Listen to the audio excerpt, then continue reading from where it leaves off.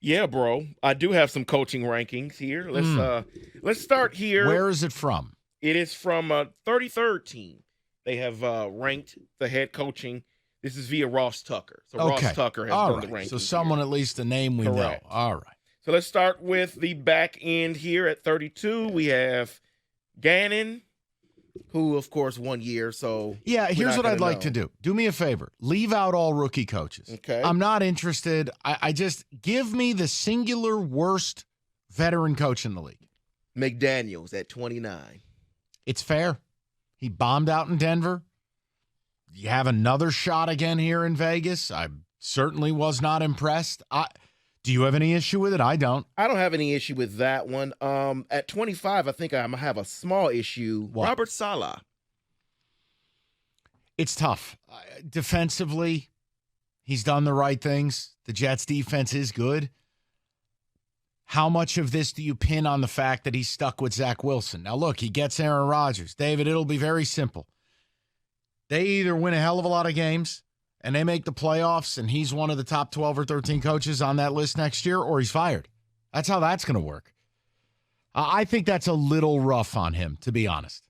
Okay, and then at 21 and 22, you have two coaches that coach teams that continue to fail in the playoffs. Okay. 21 would be McCarthy for the Cowboys. He should be lower. I think Mike McCarthy is one of the most overrated coaches in league history. And number 22, Sean McDermott for the Buffalo Bills. You know what? In a lot of ways, Saleh and McDermott are the same to me. In that, yes, McDermott has had more success, but him as a defensive-minded coach getting worked in the playoffs, including willfully, without a gun to your head, employing Leslie Frazier, only to get worked again in the playoffs. I got to tell you, it's kind of show or go for him too, and he's a good coach. They've done a nice job. But, David, at a certain point, if he ain't going to get you over the hump, you got to find somebody who will. Well, then right above them at 20 would be Brandon Staley. Now, I understand what Mike McCarthy has done. He's won a Super Bowl, though. Brandon Staley is way too high. He has done some of the dumbest you-know-what I've ever seen. Go back and look at his decision in the Cleveland game last year. Go back and look at the decision to play Mike Williams in a meaningless game and get him hurt, and then you don't have him in the playoffs. Then you blow a 21-point lead in the wild card round. David, that to me, Staley is way overrated. Then we get closer to the top 15. You got Arthur Smith at 18. I think Smith did one of the 10 best jobs in the league. He did, exactly. He had nothing, but he designed Tennessee's run scheme all those years. He brought it to Atlanta, and no matter what, they had Pete Algiers at running back, and they had Desmond Ridder, or they would be in every game. You couldn't stop them from running the ball. I think Arthur Smith did a hell of a nice job. Matt LaFleur at 17 for the Packers. And then Detroit's very own Dan Campbell at number 16. I'm good with it. I think Dan Campbell gets more hype than he probably deserves. But I'm fine with him being, quote, middle of the road. And now he's got to prove it. We may think certain things about him, but he has to now back up those thoughts. And if they have the year I think they're going to have, he'll be one of the top 7 or 8 coaches in football. Yeah, and I want people to listen to the next 3 guys ahead of Dan Campbell. All 3 have won a division, and they deservedly so should be ahead of Dan Campbell, because I know people will complain, right? Let's hear this. 15, Kevin O'Connell. 14, Mike McDaniel. 13, Mike Vrabel. All won divisions. Yeah. But I guess I would argue Campbell took over the worst situation. Understood. But factually, if you're going to get into the top half, you have to have a resume of some form. So I'm okay with that. And Mike McDaniel still has to prove it, by the way. I'm not saying that he's all going to be funny? above him. You know what's funny, David? The minute he doesn't win, this quirky little routine, look at me, I went to Yale, I'm smarter than everybody, and I'm a jokester, that's going to wear right out. Look how quick it almost happened to Campbell. You are right about that. I like the guy, but I'm telling you, you don't win big, you don't win playoff games this year, that's going to wear out in a hurry. Yeah, him doing halftime shows at a Miami Heat playoff game. Right. Not so much if you don't win. All the press conference stuff, better win. And just outside of the top 10 at 12, you have Zach Taylor for the Bengals. And 11, you have John Harbaugh for the Ravens. See, I think Harbaugh is criminally underrated. I mean, he's been there so long. They've developed a program, a culture. All they do is win. I understand last year, losing Lamar for the season did, in fact, cost them a playoff spot. Let's be fair. But overall, if I ask you for who the most consistent AFC team is in the last 20 years of football, 15 years of football, it's not the Bengals, it's not the Chiefs, it's not the Bills, it's Baltimore Ravens. I just feel like with John Harbaugh, that's steak and potatoes. You know what you're getting out of it.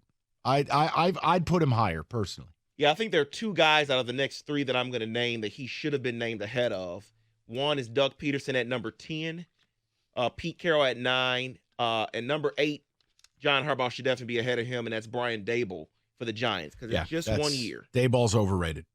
Listen, I like Daboll. He did a hell of a nice job last year. You want to earn that ranking? Come right back this year and make the playoffs again. I don't think the Giants will. I think he'll be lower in those ratings next year. So I'll give you 7 and 6, but I want to get into the top 5 list. Sure. Meat and potatoes. Number 7, Sean McVay. Number 6, Kyle Shanahan for the 49ers. So the meat and potatoes here in the top 5. Nick Sirianni for the Eagles. Sean Payton at number 4 for the Denver Broncos. Number 3, Mike Tomlin. Number 2, Bill Belichick. Number 1, Andy Reid. Is Belichick the one you were going to slander? But he should not be at number 2 still. State your case. I just think that I know this is going to seem like a homerish opinion. Mike Tomlin, to me, should be currently, he had a team last year that should have been under at least 7 wins last year, and they still won 10 games last year. Mike Tomlin has consistently shown that he can keep his team in the playoff hunt. Nick Sirianni has taken his team to the Super Bowl, for God's sakes. Bill Belichick has done nothing since Brady. So knock him down a peg. Here's the problem. Here's what would support your cause. Bill Belichick thought it was a good idea when Josh McDaniels left town to have Matt Patricia run his offense. Yep. As a defensive guy. Think about that. I think that alone takes you from being 2 to 3. But, I mean, David, he's still one of the 5 best in the game, no? No, that's what I'm saying. Nick Sirianni would be... How many coaches would you take ahead of Bill Belichick currently, right now? Maybe 4.